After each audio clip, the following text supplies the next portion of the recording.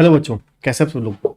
मेरा नाम है सी एस संदीप अरोड़ा और इस वीडियो में बात करने जा रहे हैं सीए में इंटरमीडिएट के सबसे इंपॉर्टेंट सब्जेक्ट के बारे में, जिसका नाम क्या है, operation management and strategic management, OMSM।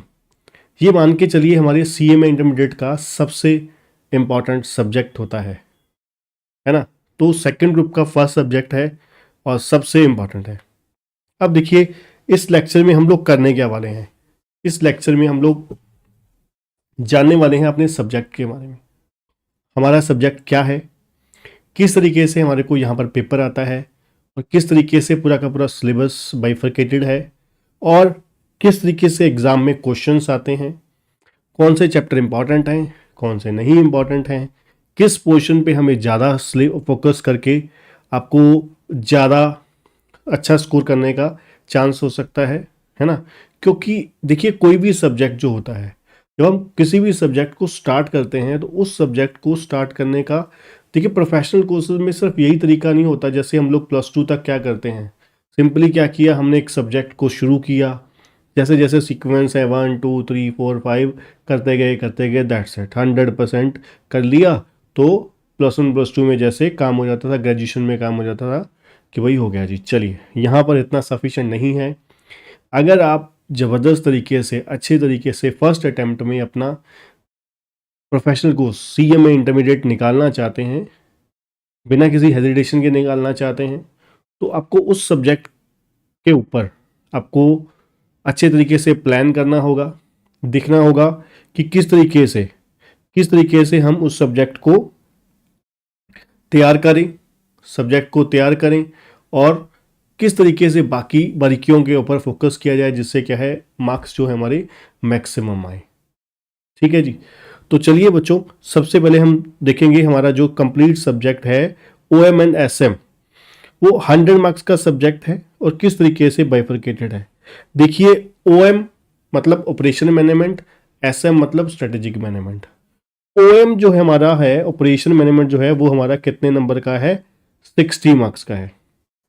Operation management आपका 60 नंबर का आने वाला है एग्जाम में, और स्ट्रेटेजिक मैनेजमेंट जो है ये 100% थ्योरी पोर्शन है। स्ट्रेटेजिक मैनेजमेंट ये आपका 40 नंबर का है।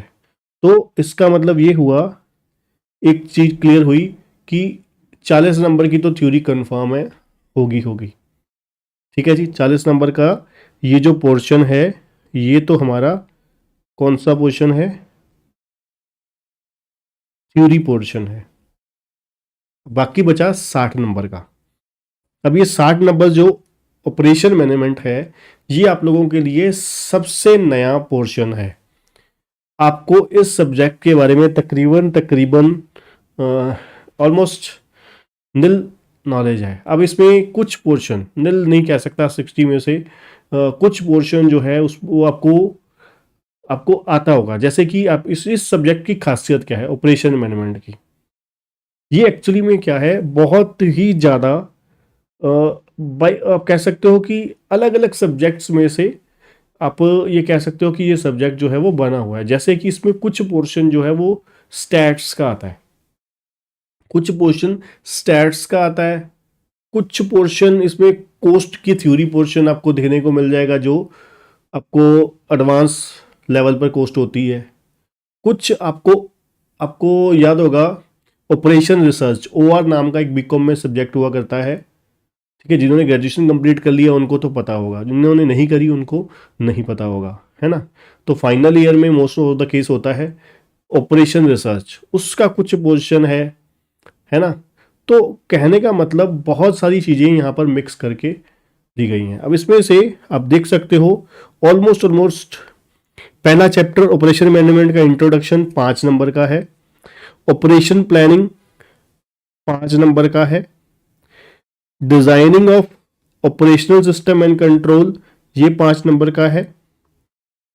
सबसे ज़्यादा जो है और सबसे बड़ा लेंथी चैप्टर जो होता है वो होता है प्रोडक्शन प्लानिंग एंड कंट्रोल।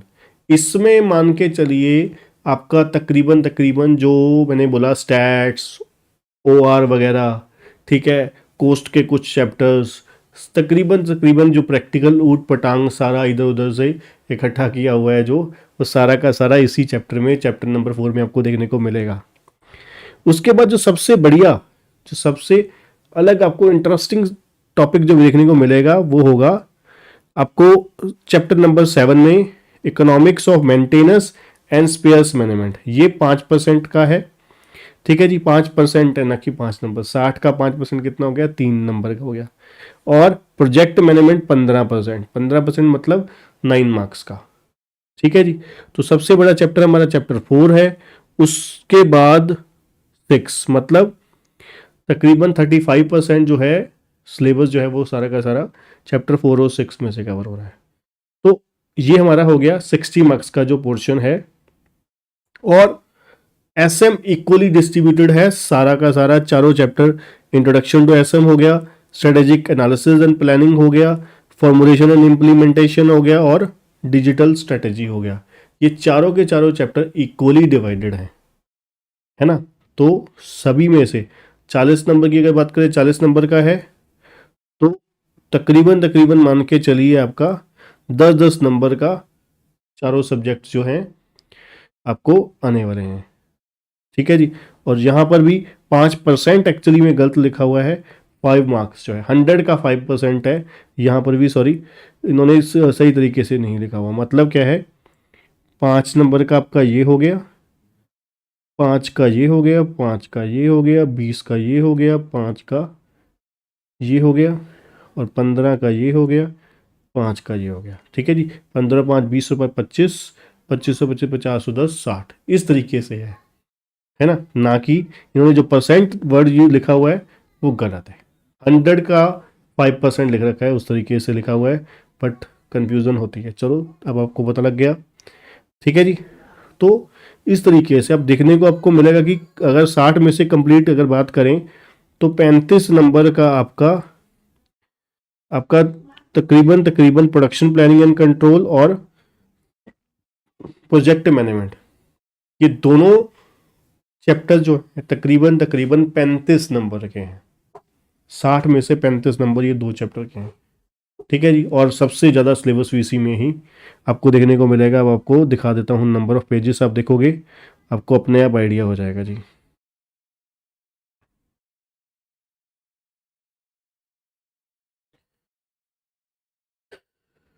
ठीक है जी। अब देखिए, प्रोडक्शन प्लानिंग एंड कंट्रोल 101 से लेकर 252, तकरीबन 150 पेजेस का है। अब इसमें सारे जो देखिए जो प्रैक्टिकल, जैसे मैं ओआर की बात कर रहा था आपको, अब आपको दिखाता हूँ इसमें से। जैसे कि चैप्टर आपके हो गए ट्रांसपोर्टेशन, ये ओआर ऑपरेशन रिसर्च का है। असाइनमेंट ओआर का है, क्यूनिंग ओआर का है, सिमुलेशन ओआर का है, ठीक है जी। लाइन बैलेंसिंग ओआर का है, जेआईटी कोस्ट का हो गया, एलपीपी प्रॉब्लम ये ओआर का हो गया, ठीक है जी। बाकी जो है ये time study, motion study, method study, work study, ये अपने कोस्ट में थ्योरी पोर्शन सुन रखा होगा, ठीक है ना। तो मतलब कहने का क्या है, ये आपने देखा कि सारे के सारे यूनिट जो हैं वो कोस्ट में हमने सिलेबस जो है वो कर रखा है, ठीक है जी। तो इसमें से आप देखिए, अब बाकी प्रैक्टिकल जो है ये चैप्टर नंबर 4, ये आपका production planning and control. Production planning and control हमारा कितने नंबर का था, देखिए जरा। प्रोडक्शन प्लानिंग एंड कंट्रोल हमारा 20 मार्क्स का था, ठीक है जी। और 15 नंबर का प्रोजेक्ट मैनेजमेंट था, ठीक है जी। प्रोजेक्ट मैनेजमेंट, अब प्रोजेक्ट मैनेजमेंट में अब आपने देखा कि ज़्यादातर प्रैक्टिकल चैप्टर इसी में ही थे, ठीक है जी, प्रोडक्शन प्लानिंग एंड कंट्रोल में। प्रोजेक्ट मैनेजमेंट में अब यहाँ पर भी देखिए ओआर ही है, यहाँ पर भी मेजोरिटी जो प्रैक्टिकल है वो ओआर ही है। पार्ट एंड सीपीएम हो गया, पार्ट एंड सीपीएम हो गया, ठीक है जी। उसके बाद आपका एमएस प्रोजेक्ट, ये भी इसी का ही पार्ट ही है, ठीक है जी। हाँ, अब ये जो सबसे इंटरेस्टिंग मैं आपको बोल रहा था, economics of maintenance and spheres management, ये चैप्टर बहुत ही इंटरेस्टिंग है, ये बहुत ही नॉलेजेबल है कि break down maintenance, preventive maintenance, routine maintenance, replacement of machine, spare part management, ये पूरा का पूरा चैप्टर जो है वो किस चीज़ के बेस पर है कि ब्रेक डाउन मतलब आपकी हो जाती है जो मशीनरीज चल रही हैं, ठीक है, उसको किस तरीके से रखना है ना, कब आपको सर्विस करवा लेनी चाहिए, रिपेयर करवा लेनी चाहिए, कब मशीन को चेंज कर लेना चाहिए, कितने साल बाद, है ना। तो ये सब कुछ इस चैप्टर में बहुत ही ज़बरदस्त तरीके से आपको सिखाया जाता है डिटेल में। ठीक है जी। अब चलिए आगे हम चलेंगे स्ट्रेटेजिक मैनेजमेंट। स्ट्रेटेजिक मैनेजमेंट मैंने आपको बोला 40 नंबर का है, इक्वली 10-10 नंबर के चारों चैप्टर डिवाइडेड हैं। ठीक है जी, इक्वली 10-10 नंबर के डिवाइडेड हैं। पहला चैप्टर इंट्रोडक्शन बहुत ही आसान है, जिसमें आपको स्ट्रेटेजिक मैनेजमेंट और स्ट्रेटेजी के बारे में, प्लस उसके ऑब्जेक्टिव क्या होते हैं, गोल्स क्या होते हैं, बैलेंस स्कोर कार्ड हो गया, ईवीए हो गया, इकोनॉमिक वैल्यू एडेड रिस्पॉन्सिबिलिटी। ठीक है जी। उसके बाद बहुत ही उम्दा चैप्टर जो है, सबसे बेस्ट चैप्टर, आपको strategic analysis and strategic planning. इसमें आपको जो बहुत ज़बरदस्त चीज़ें देखने को मिलेंगी, स्वॉट analysis, PESTLE analysis, BCG matrix, portfolio analysis, है ना। तो ये एक्चुअली में एग्जाम में पूरे पूरे चांसेस होते हैं, एग्जाम में ये वाला यूनिट, ये वाले चैप्टर्स आने के। उसके बाद आपको मैं बोलूँगा कि जो सबसे इसके बाद इंटरेस्टिंग जो पोर्शन है, next chapter formulation and implementation. इसमें आपको एस बीपीआर का यूनिट बहुत इंटरेस्टिंग है। ठीक है जी। उसके बाद आप कह सकते हो स्ट्रक्चरिंग, एसबीयू वाला स्ट्रेटेजिक बिजनेस यूनिट, ये भी इंटरेस्टिंग है। ठीक है जी। ये जो अपना प्रोडक्शन, एचआर, स्ट्रेटेजी, ये बहुत ज़्यादा सिंपल और चलने वाला बस सीजनल बस है। ठीक है जी। मतलब ओवरऑल सिलेबस इस तरीके से है। आपको अब तैयारी किस तरीके से करनी है, ऑपरेशन मैनेजमेंट जो है, खास करके ऑपरेशन मैनेजमेंट में आप मान के चलिए, ओएम की बात कर रहा हूँ, सिर्फ ओएम की। ओएम को आपको जो 100 मार्क्स 60 मार्क्स वाला पोर्शन है, उसमें ध्यान से सुनिएगा। ओएम जो 60 मार्क्स का है, अब बच्चे सोचते हैं कि ये प्रैक्टिकल पोर्शन है, ऐसा बिल्कुल नहीं है। वो आपने देख ही लिया, 60 मार्क्स में तकरीबन तकरीबन प्रैक्टिकल भी और थ्योरी भी दोनों इंपॉर्टेंट है। अब मान के चलिए ज़्यादा से ज़्यादा आपको 25 से 30 नंबर का यहाँ पर आपको प्रैक्टिकल दिखने को मिल सकता है। ठीक है जी। और थ्योरी भी इतनी होगी। ठीक है जी। 30 नंबर की आपको थ्योरी दिखने को मिलेगी। ठीक है जी। तो देखा जाए 30 नंबर की थ्योरी एक हो गई, प्लस 40 नंबर की एक हो गई एसएम की, तो तकरीबन तकरीबन 70 मार्क्स की इस सब्जेक्ट में थ्योरी है। समझे बात।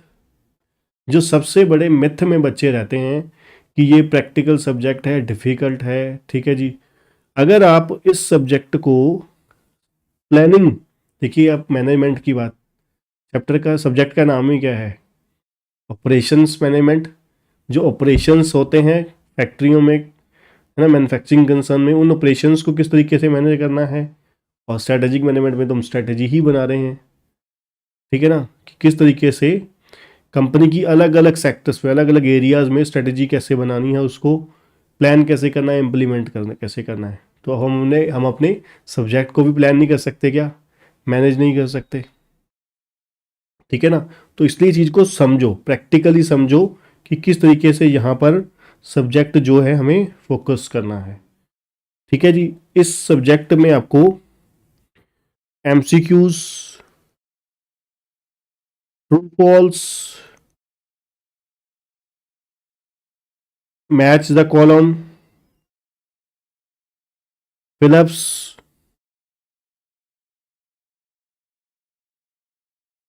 और थ्योरी पोर्शन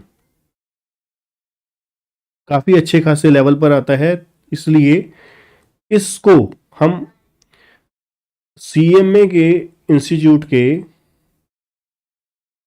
स्टडी मटेरियल से, मतलब स्टडी मैट से बहुत अच्छे से एक एक क्वेश्चन, जो सीएमए इंस्टीट्यूट का स्टडी मटेरियल है, प्लस जो एडिशनल मटेरियल समय समय पर इंस्टीट्यूट प्रोवाइड करती है, एडिशनल मटेरियल समय समय पर, जैसे पुराने सिलेबस में हुआ करते थे, है ना, वर्क बुक्स हुआ करती थी, प्रैक्टिस क्वेश्चन हुआ करते थे, एमसीक्यू वगैरह, वो बिल्कुल भी किसी भी तरीके से हमने नहीं छोड़ने हैं।